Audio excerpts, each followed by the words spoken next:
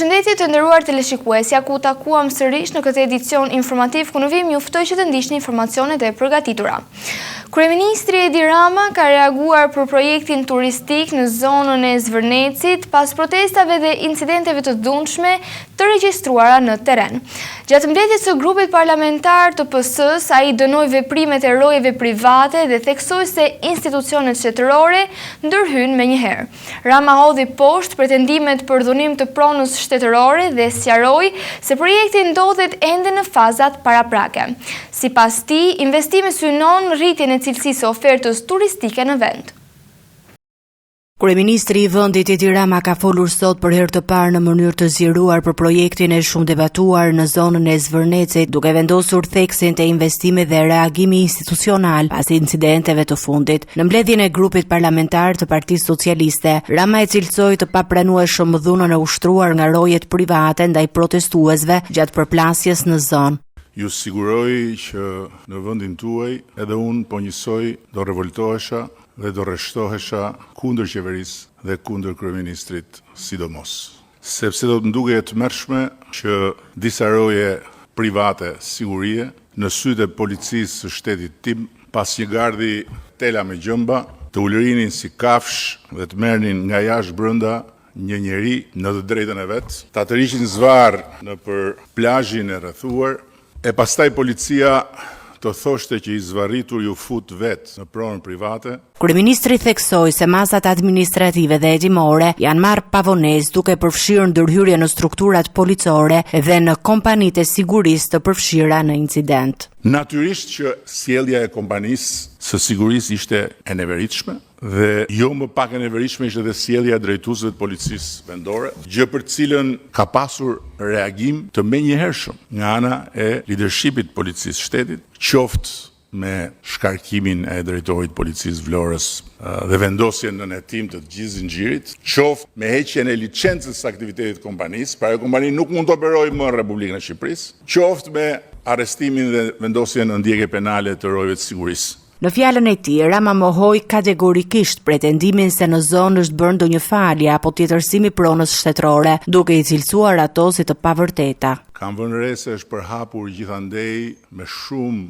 helm nga pas, edhe legjenda se shteti po ja fal edhe tokë Izraelit për të sjellë palestinezët në Zvërnec. Janë ditë habitshme që për herë të parë më kanë bërë të mendoj edhe që t'ju përulem thellë për nderin e madh që më keni bërë dhe t'ju kërkoj ndjesë për t'ikur në katun dhe për t'ju lënë në duart që do zgjidhni vetë pastaj për të mbrojtur Shqipërinë nga të huajt. Ai sqaroi gjithashtu se projekti është ende në fazë zhvillimi dhe nuk ka një leje ndërtimi të miratuar, ndërsa procedurat janë në shqyrtim institucional. Ndërkohë që siç u thash, projekti akoma nuk është dorëzuar. Studimi mjedisor akoma nuk është bërë. Patjetër që do t'i shohim kur të vinë dhe do t'i ekspozojmë dhe do kuptojmë të gjithë se çfarë po bëhet. Por unë po them që me që më kam parë syt nga çfarë po bëjnë ata njerëz është diçka që në Europë dhe në Mesdhe nuk është. Sipas Ramos, interesi për investim në zonë është shfaqur që në vitin 2023 në kuadër të projekteve të lidhura me zhvillimin e turizmit përfshirë edhe zonën e Sazanit. Nga një projekt i jashtëzakonshëm si ky, ku partnerët të jashtëzakonshëm janë përbashkë për të investuar 4 miliard euro. Kryeministri nuk la pa komentuar as përfshirjen e debatit në nivel ndërkombëtar, duke shprehur habi për reagime të ardhura nga Greqia, të cilat sipas tij të kalojnë kontekstin real të ngjarjes. U mahnita nga deklarata e ministrisë jashtme të Greqisë, sepse ishte një akt dhune pa diskutim, por nuk ishte një akt dhune shtetërore, siç për shembull ndodh me shqiptarët në burgjet e Greqisë, ose siç ka ndodhur më parë me shqiptar edhe në rrugët e Greqisë. Kryeministri Edi Rama i është përgjigjur ish-kryeministrit grek Aleksis Tsipras lidhur me reagimet për incidentin në Zvërnec. Në një postim të gjatë në rrjetin social X, ai e konsideroi të gabuar përpjekjen për të paraqitur ngjarjen si një çështje politike apo ndëretnike. Rama theksoi se autoritetet shqiptare kanë vepruar menjëherë ndaj personave përgjegjës për incidentin. Debati për incidentin në Zvërnec ka marrë masa të reja politike dhe diplomatike pas reagimit të fortë të kryeministrit Edi Rama ndaj ish-kryeministrit grek Aleksis Tsipras. Në një postim të gjatë në platformën X, Rama i konsideron të papranueshëm mënyrën se si ngjarja po interpretohet jashtë Shqipërisë. Është e habitshme mënyra se si një incident krejtësisht i izoluar po shndrohet në një çështje me peshë edhe më të gjerë politike. Kreu i qeverisë shqiptare e lidh ngjarjen me një klim tensioni dhe dezinformimi, duke hedhur poshtë çdo interpretim për dimension etnik apo politik të qëllimshëm. Incidenti fatkeq në Zvërnec nuk ndodhi gjatë një proteste normale për të drejtat e pronës, ai ndodhi në një klim tensioni të shtuar, të ushqyer nga dezinformimi i gjerë i shoqëruar me përplasje të përsëritura për të penguar aktivitetin e lishëm të investitorëve privat ndërkombëtar me reputacion të lartë. Rama thekson se institucionet shqiptare kanë reaguar menjëherë pas ngjarjes duke marrë masa të ashpra ndaj përgjegjësve, arrestimi i punonjësve të sigurisë, heqja e licencës së kompanisë dhe shkarkimi i drejtorit policisë së Vlorës. Çfarë më tepër prisni Aleksis dhe çfarë masas shtesë do të kishte marrë ti si kryeministër në këto rrethana, por ai sa më kujtohet, nëse pozicionet do të ishin të kundërta, reagimi yt me shumë gjaz do të kishte qenë shumë më pak vendimtar, po ky nuk është thelbi. Një tjetër pikë e fortë e reagimit lidhet me akuzën për cënimin e të drejtave të pakicave, të cilat Rama i hodhi poshtë kategorikisht. Thelbi është se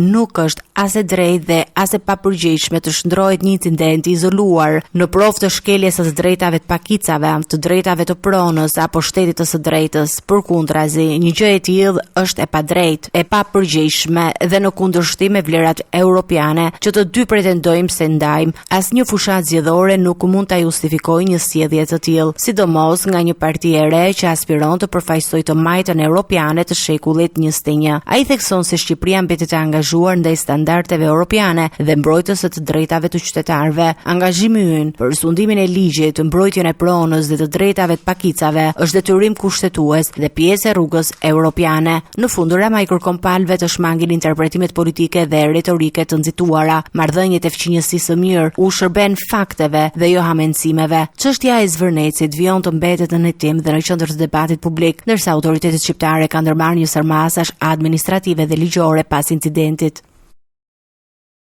Dhuna ndaj protestuesve në Zvërnec ka sjellë reagime të forta institucionale dhe ndryshime në strukturat e policisë së shtetit.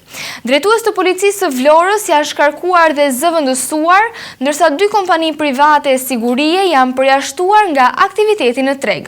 Hetimet administrative kanë evidentuar shkelje serioze në administrimin e sigurisë gjatë protestës. Autoritetet kanë pranuar gjithashtu mangësi në reagim dhe pasaktësi në informacionin e raportuar nga tereni.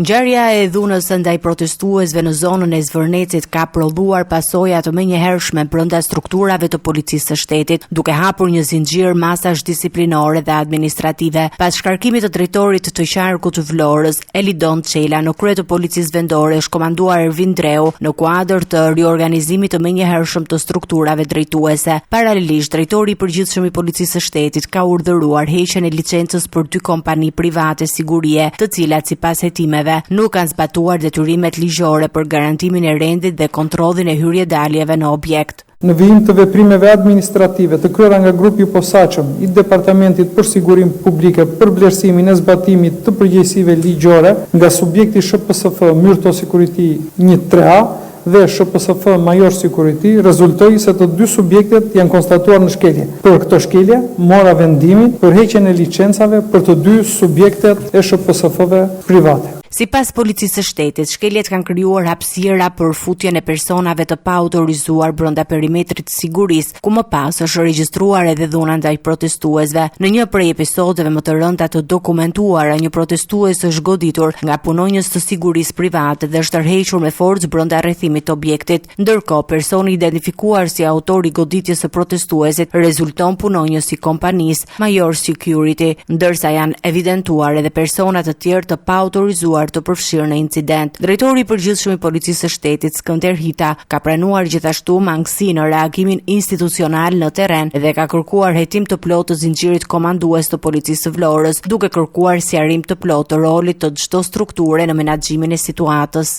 ku policia u shfaqe fjetur dhe jo profesionale, duke mos ndërhyrë në kohë për të parandaluar marrjen me forcë të qytetarit, apo duke mos identifikuar dhe arrestuar në kohë punonjësit që goditi me grush qytetarin, ku ajo trup në turpëron të gjithëve. Prandaj, siç jeni ndjeni, kam urdhëruar që prej mbasdites së datës 30 maj të ngrihet një grup i posaçëm hetimor, i cili do të hetojë të gjitha veprimet e kryera gjatë protestës, si dhe kam urdhëruar drejtorinë e standardeve profesionale në policinë e shtetit, e cila ka nisur më njëherë një hetim të plotë dhe thellë disiplinor për gjithë zinxhirin komandues të drejtorisë Vlorë. Hetimet administrative dhe procedurat penale për ngjarjen në Zvernec vijojnë, ndërsa autoritetet thonë se do të përcaktohen përgjegjësit për çdo hallk të përfshirë në incident.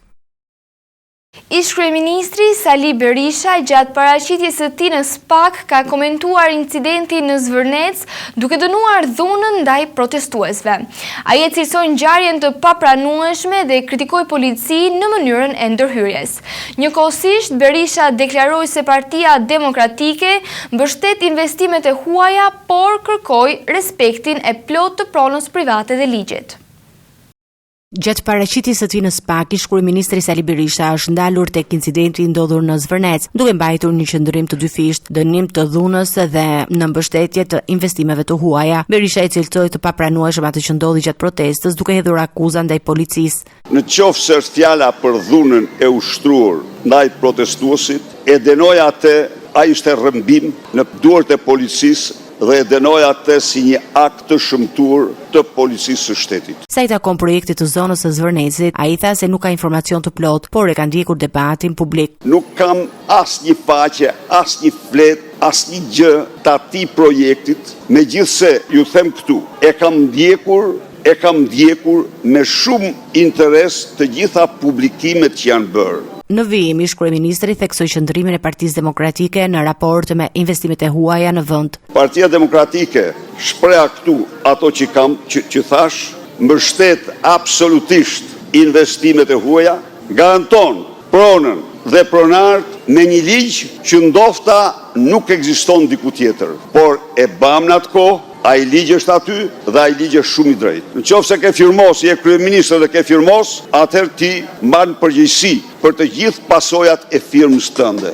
Kjo është e vërteta. Nuk besoj se ka interes më të mrapsht për shqiptarët se sa përpjekja për të përzërë investitor të huaj. Ai u ndal dhe te kuadri ligjor i pronësisë, duke pretenduar ekzistencën e një mekanizmi që garanton investitorët. Në rast se qeveria miraton një projekt të një investitori të huaj, i cili është bazuar në dokumenta origjinale shtetërore, pronësie, kadastre, dokumenta origjinale, çdo problem që lind pas miratimit të qeverisë, qeveria i përgjigjet palës me çmimin e tregut. U vu ky ligj sepse konstatoja që me investitor shqiptar nuk ndodhte, kurse me investorët e huaj vraponin pas pengmarrjes. Deklaratat e Berishës vijnë 2 ditë pas ngjarjeve në Zvernec, të cilat po hetohen ende nga autoritetet përkatëse. Kryetari i Partisë Demokratike Sali Berisha ka prezantuar rezultatet e kuvendit kombëtar ku miratua ndryshime statutore dhe u zgjodh Këshilli i Ri Kombëtar. Ai e cilësoi procesin si një etapë të rëndësishme në ripërtëritjen e forcës politike. Sipas Berishës, të rinjtë dhe gratë kanë fituar më shumë hapësirë në strukturat drejtuese. Kreu Demokrat theksoi se procesi i reformimit do të vazhdojë edhe në forumet e tjera të partisë. Pas përfundimit të punimeve të Kuvendit Kombëtar të Partisë Demokratike, kryetari i saj Sali Berisha prezantoi rezultatin e procesit zgjedhor dhe ndryshimin statutor të miratuar nga delegatët, duke e konsideruar këtë një etapë të rëndësishme në reformimin e forcës më të madhe opozitare në vend. Në një konferencë për mediat nga Selia Blu, Berisha deklaroi se mesazhi kryesor i Kuvendit ishte ripërtëritja e Partisë Demokratike, duke vënë theksin tek rritja e pjesëmarrjes së të rinjve dhe grave në strukturat drejtuese. Pas numërimit të votave, rezulton se 71 të ri, pra rreth 30% e të zgjedhurve në Këshillin Kombëtar i përkasin moshës ndën 30 vjeç, i përkasin të rive. Një zhvillim tjetër madhor, pozitiv, hap i rëndësishëm që kuvendi bëri në votimin për gratë dhe vajzat. Në mënyrë, do të thosha, shumë të rëndësishme, u realizua ose u arrit përcaktimi statutor i rreth 40% të përbërjes së Këshillit Kombëtar Gra dhe Vajza. Berisha theksoi se procesi i ripërtrirjes nuk përfundon me zgjedhjen e Këshillit Kombëtar, por do të shtrihet në të gjitha forumet dhe strukturat e Partisë Demokratike. Në kuvend ne shpallëm drejtimet kryesore, më kryesore të punë. Shtyll bazi ishte ripërtritja e cila nënkupton përpunim dhe përpunim të vazhdueshëm të vizionit dhe programit tonë. Nënkupton modernizim të gjithë veprimtarisë Partisë Demokratike. Nënkupton organizim të gjithë strukturave të saj. Kreu i opozitës bëri të ditur se përbërja e Këshillit Kombëtar reflekton një përfaqësi më të gjerë profesional dhe shoqëror. Sipas tij, ndër anëtarët e rinj të zgjedhur spikasin pedagog, akademik, ekspert në fusha të ndryshme dhe përfaqësues të brezit të ri, të cilat pritet të kontribojnë në hartimin e politikave dhe programit të ardhshëm të partisë. Pas zgjedhjes së Këshillit Kombëtar, Partia Demokratike pritet të vijojë me konstituimin e forumeve të tjera drejtuese, proces që do të çojë në zgjedhjen e kryesisë, nënkretarëve, sekretarëve dhe strukturave të tjera politike që do të drejtojnë partinë në vitet e ardhshme.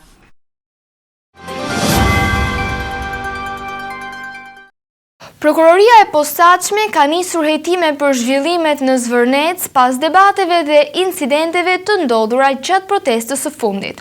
SPAK ka regjistruar procedimin kryesisht dhe ka kryer disa veprime hetimore në Vlorë dhe Tiranë.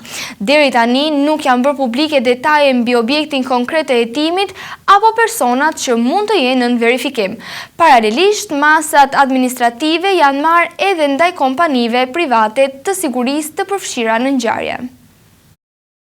Zhvillimet e fundit në Zvernec kanë kaluar tashmë në fokusin e prokurorisë së posaçme kundër korrupsionit dhe krimit të organizuar. SPAK ka regjistruar kryesisht një procedim hetimor për këtë çështje pas tensioneve dhe incidenteve të ndodhura gjatë protestës kundër ndërtimeve në zonë. Sipas informacioneve, hetimi po drejtohet nga prokuroria Elida Kaçkini, e cila ka urdhëruar një sër veprimesh hetimore në funksion të zbardhjes së plotë ngjarjes. Burimet pranë hetimit bëjnë me dije se janë lëshuar të paktën 10 urdhër kontrolle në qytetin e Vlorës dhe Tiranës. Megjithatë, deri në këtë fazë nuk është bërë ditur se cilat janë aspektet konkrete që po verifikohen nga SPAK, si dhe nëse kontrolli lidhet me persona, kompani apo institucione të caktuara. Hetimet vijojnë pas protestës së zhvilluar gjatë fundjavës në zonën e Zvërnecit, ku qytetarë, aktivistë dhe ambientalistë kundërshtuan projektin e ndërtimit në territorin e mbrojtur. Tubimi u shoqërua me tensione dhe përplasje, ku punonjës të sigurisë private u përfshin në incidente me protestuesit. Sipas denoncimeve dhe pamjeve të publikuar në media, i gjatë përplasjes janë përdorur mjete force, përfshirë spraj me piper, ndërsa janë raportuar goditje fizike dhe hedhje gurësh në drejtim të protestuesve. Në incident rezultuan të prekur edhe punonjës të policisë së Vlorës që ndodheshin në terren. Pas ngjarjes, autoritetet arrestuan një punonjës të sigurisë private. Ndaj 2 personave të tjerë nisën procedurat hetimore. Paralelisht, drejtori i përgjithshëm i policisë së shtetit Skënder Hita urdhëroi verifikimin e plotë të veprimeve të strukturave policore dhe të zinxhirit komandues policisë së Vlorës gjatë menaxhimit të protestës. Ndërkohë, si rezultati i hetimeve administrative, kompanisë private të sigurisë Major Security dhe Myrto Security ju është hequr licenca për ushtrimin e aktiviteteve pasi autoritetet konstatuan shkelje të rënda të detyrimeve ligjore gjatë administrimit të situatës. Me nisjen e hetimeve nga SPAK pritet që në ditët në vijim të ketë më shumë detaje mbi objektin e procedimit dhe përgjegjësitë e mundshme që mund të ndalen nga kjo çështje, e cila ka tërhequr vëmendje të gjerë publike dhe institucionale. Në moshën 83 vjeçare ka ndëruar jetë Recep Meta, babai i ish-presidentit të Shqipërisë Ilir Meta. Lajmi u bë publik nga Monika Kryemadhi gjatë paraqitjes së saj në SPAK. Pas ngjarjes, avokati i Metës paraqiti kërkesën për leje, e cila u miratua nga institucionet kompetente. Ilir Meta do të largohet përkohësisht nga paraburgimi për të marrë pjesë në ceremoninë martore. Në moshën 83 vjeçare është ndar nga jeta Recep Meta, babai ish presidentit të Shqipërisë Ilir Meta. Lajmi është bërë i ditur nga Monika Kryemadhi gjatë paraqitjes së saj këtë të hënës pak për masën e detyrimit për paraqitje. Pas marrjes së lajmit, avokati i Ilir Metës, Kujtim Çakrani, ka dorëzuar më njëherë kërkesën për Anspakut dhe Drejtorisë së Burgjeve për lejimin e pjesëmarrjes së ish presidentit në ceremoninë mortore të teatrit. Kërkesa është miratuar nga autoritetet duke bërë të mundur që Ilir Meta të lërë përkohësisht ambientet e paraburgimit të 313-ës për herë të parë që nga 24 tetori 2024. Ndërkohë, vetë Meta ka reaguar përmes një postimi në rrjetet sociale duke shprehur dhimbjen për humbjen e babait të tij, ndërsa një reagim ka ardhur edhe nga avokati i tij, i cili ka treguar momentet e para pas marrjes së lajmit të hidhur. Sipas amanetit familjar, Recep Meta do të prehet në fshatin Çepan të Skraparit, ku ceremonia e varrimit është planifikuar të zhvillohet në orën 12. Pas ceremonisë, Ilir Meta pritet të kthehet sërish në ambientet e paraburgimit, i shoqëruar nga policia e Burgjeve. Gjykata e shkallës së parë në Vlorë ka caktuar masën e sigurisë arrest në burg për Geraldo Bibën, punonjës i një kompanie private e sigurie i përfshirë në incidentin e 30 majit në Zvërnec.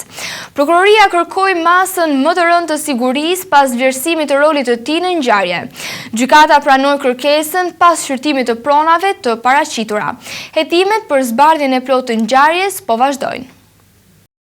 Është zhvilluar në gjykatën e shkallës së parë në Vlorë seanca për vlerësimin e masës së sigurisë ndaj efektivit të policisë private Geraldo Biba, i ndaluar pas ngjarjeve të ndodhura në zonën e Zvërnecit me 30 maj. Seanca është drejtuar nga gjyqtari Etienne Isak, ndërsa në emër të organit akuzës ka qenë i pranishëm prokuroria Julinda Gjika, e cila ka paraqitur para gjykatës dinamikën e hetimeve dhe rrethanat e ngjarjes. Gjatë seancës, palët kanë parashtruar qëndrimet e tyre mbi veprimet e të dyshuarit dhe provat e administruara deri në këtë fazë. Pas shqyrtimit të kërkesës dhe analizës së materialeve hetimore, gjykata vendosi të pranoj kërkesën e prokurorisë, duke lënë në fuqi masën e sigurisë arrest me burg për Geraldo Bibën. Ky vendim vjen në kuadër të hetimeve që po zhvillohen për zbardhjen e plotë të incidentit të regjistruar në Zvernec, ku janë përfshirë protestues dhe punonjës të sigurisë private. Autoritetet ligjzbatuese vijojnë punën për dokumentimin e plotë të rrethanave dhe përcaktimin e përgjegjësive të gjithë personave të përfshirë në ngjarje.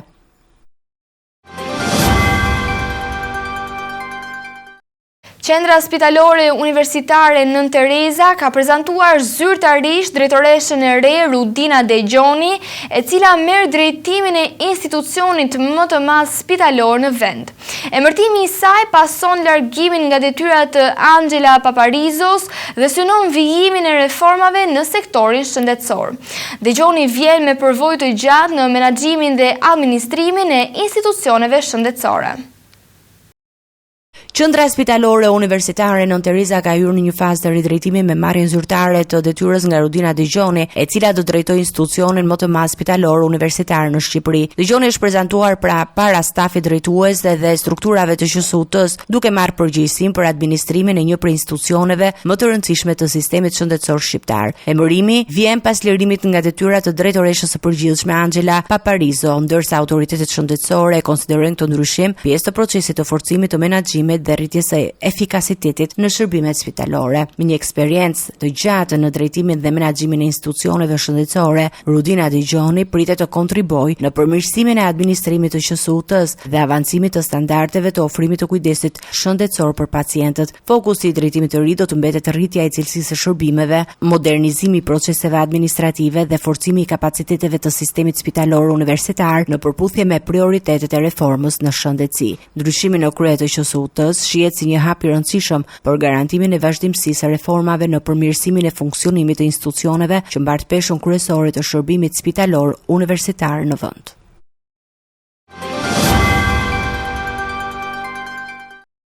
Vijojmë me informacione nga Kosova. Partitë politike në Kosovë kanë shtuar aktivitetet elektorale në prag të zgjedhjeve parlamentare të 7 qershorit. Liderat politik po zhvillojnë takime dhe tubime në qytete të ndryshme për të prezantuar programet dhe kandidatët e tyre. LDK, PDK, Vetëvendosje dhe Aleanca kanë publikuar kalendarët e aktiviteteve për ditët në vijim. Fushatat po hyjnë në fazën përmbyllëse, ndërsa partitë kërkojnë mbështetje sa më të gjerë nga elektorati. Fushata për zgjedhjet parlamentare në Kosovë ka hyrë në ditët e saj më intensive me liderët politik që kanë shtuar ndjeshëm prezencën në terren për të siguruar mbështetjen e votuesve përpara procesit zgjedhor të 7 qershorit. Kryeministri në detyrë dhe lideri i lëvizjes vetëvendosje Albin Kurti së bashku me drejtuesit e forcave të tjera politike po zhvillojnë takime të shumta me qytetarët në qytete dhe komuna të ndryshme të vendit. Nga ana tjetër, Lumir Abdixhiku dhe drejtuesit e tjerë të opozitës po vijojnë prezantimin e alternativave të tyre politike, ndërsa dhe presidenti Vjosa Osmani mbetet një figurë e rëndësishme në zhvillimet politike të vendit, të nëse nuk është pjesë e garës elektorale. Sipas agjendës së publikuar, Lidhja Demokratike e Kosovës do të zhvillojë tubime elektorale në Prizren dhe Dragash, ku drejtuesit e saj do paraqesin programin dhe prioritetet për mandatin e ardhshëm. Ndërkohë, Partia Demokratike e Kosovës ka planifikuar aktivitete me qytetarët në Prishtinë, Malishev dhe Drenas, duke vijuar fushatën e saj në disa prej zonave më të rëndësishme elektorale. Edhe lëvizja vetëvendosje do të zhvillojë takime me qytetarët në Rahovec, Suhareg dhe Malishev, ku fokusi mbetet prezantimi i arritjeve të qeverisjes dhe objektivave për mandatin e ardhshëm. Nga ana e saj, Aleanca për Ardhmërinë e Kosovës ka paralajmëruar një tubim zgjedhor në Gjilan si pjesë e përpjekjeve për të zgjedhur mbështetjen elektorale në nivel kombëtar. Me afrimin e datës së zgjedhjeve, partitë po përqendrojnë energjitë në kontaktet e drejtpërdrejta me qytetarët, ndërsa pritet që ditët në vijim të shoqërohen me aktivitete dhe më intensive politike. Gara elektorale po zhvillohet në një klim të ngarkuar politike ku çështja ekonomike, mirëqenia sociale dhe integrimi euroatlantik dhe zhvillimet institucionale mbeten temat kryesore të debatit publik.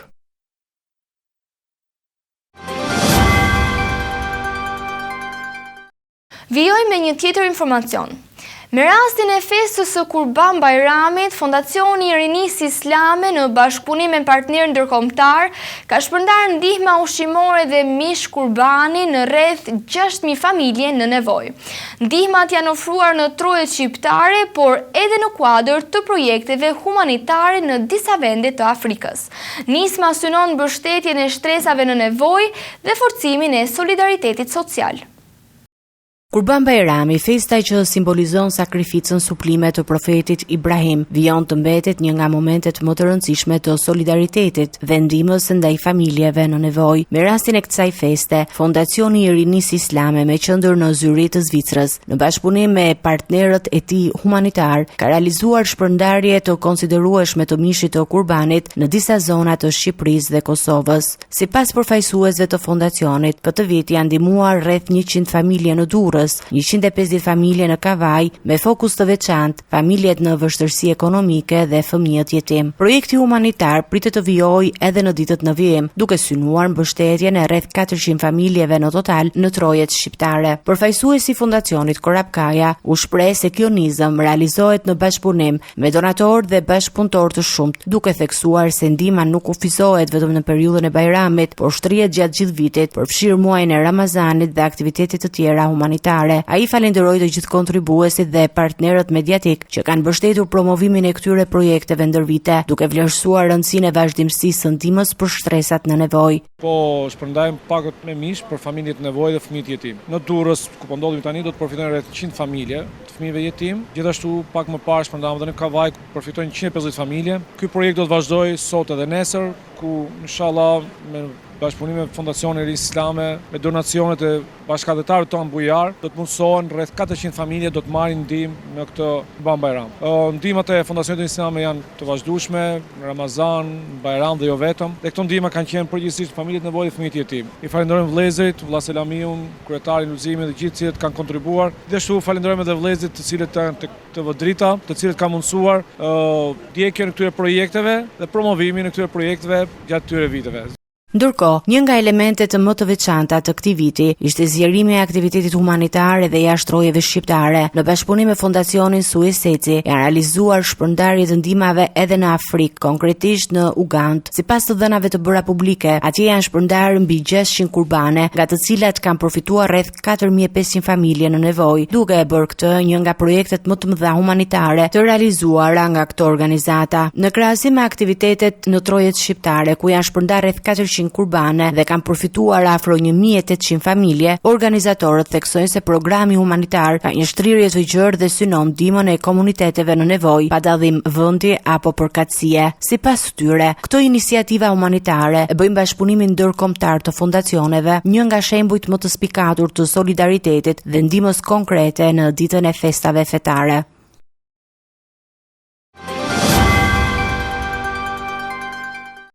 Të nderuar teleshikues, në vim ju ftoj që të ndiqni parashikimin e motit për ditën e nesërme. Territori shqiptar për datën 2 qershor 2026 do të karakterizohet nga kushte atmosferike të qëndrueshme me dominim të kthjellimeve dhe intervale të gjata me diell në pjesën më të madhe të vendit. Në zonat malore gjatë pasdites priten vranësira të lehta kalimtare pa reshje domethënëse. Paraditja do të jetë kryesisht me diell në të gjithë territorin, ndërsa në zonat e izoluara malore do të ketë vranësira të pakta. Pasditja vijon me mot të ngrohtë dhe të qëndrueshëm. Temperatura minimale pritet të zbresë deri në 11 gradë Celsius, ndërsa ajo maksimale do të arrijë deri në 34 gradë Celsius. Gjatë ditës priten rreth 10 deri në 12 orë me diell. Era do të fryejë lehtë nga drejtimi veriperëndimor me shpejtësi 2 deri në 4 metra për sekond. Deti do të ketë dallgëzim të ulët rreth 1 deri në 2 ball. Indeksi ultraviolet për Tiranën pritet të jetë i lartë rreth 8. Sipas të dhënave astronomike, lindja e diellit në Tiranë do të jetë rreth orës 5:03 minuta, ndërsa perëndimi rreth orës 20:14 minuta. Temperaturat minimale dhe maksimale për disa qytete kryesore të Shqipërisë do të jenë si më poshtë: Shkodër, 19 deri në 33 gradë Celsius. Kukës, 16 deri në 31 gradë Celsius. Peshkopi, 15 deri në 29 gradë Celsius. Tiranë, 17 deri në 32 gradë Celsius. Durrës, 16 deri në 27 gradë Celsius. Kavaj, 17 deri në 28 gradë Celsius. Elbasan, 18 deri në 33 gradë Celsius. Berat, 19 deri në 34 gradë Celsius. Korç, 13 deri në 27 gradë Celsius. Vlorë, 19 deri në 29 gradë Celsius. Gjirokastër, 11 deri në 25 gradë Celsius. Sarandë, 18 deri në 29 gradë Celsius.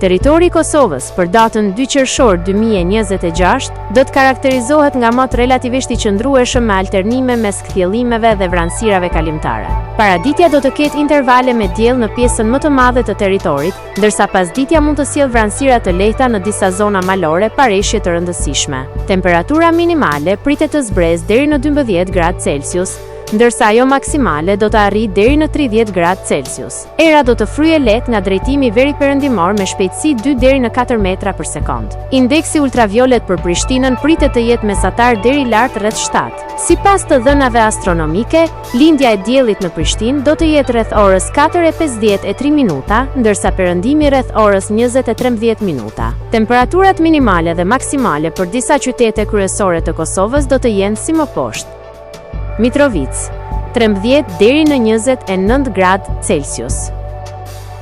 Podujev, 12 deri në 28 gradë Celsius. Skënderaj, 13 deri në 29 gradë Celsius. Pej, 14 deri në 30 gradë Celsius. Prishtinë, 12 deri në 29 gradë Celsius. Gjakov, 15 deri në 30 gradë Celsius. Malishev, 14 deri në 30 gradë Celsius. Gjilan, 12 deri në 29 gradë Celsius. Ferizaj, 12 deri në 29 gradë Celsius. Kaçanik, 11 deri në 28 gradë Celsius. Suharek, 14 deri në 30 gradë Celsius. Prizren, 13 deri në 30 gradë Celsius. Të nderuar teleshikues, kjo ishte gjithçka që kishim përgatitur për ju në këtë edicion informativ. Së bashku do të rishihemi në edicionet e ardhshme. Deri atëherë, miru takofshim.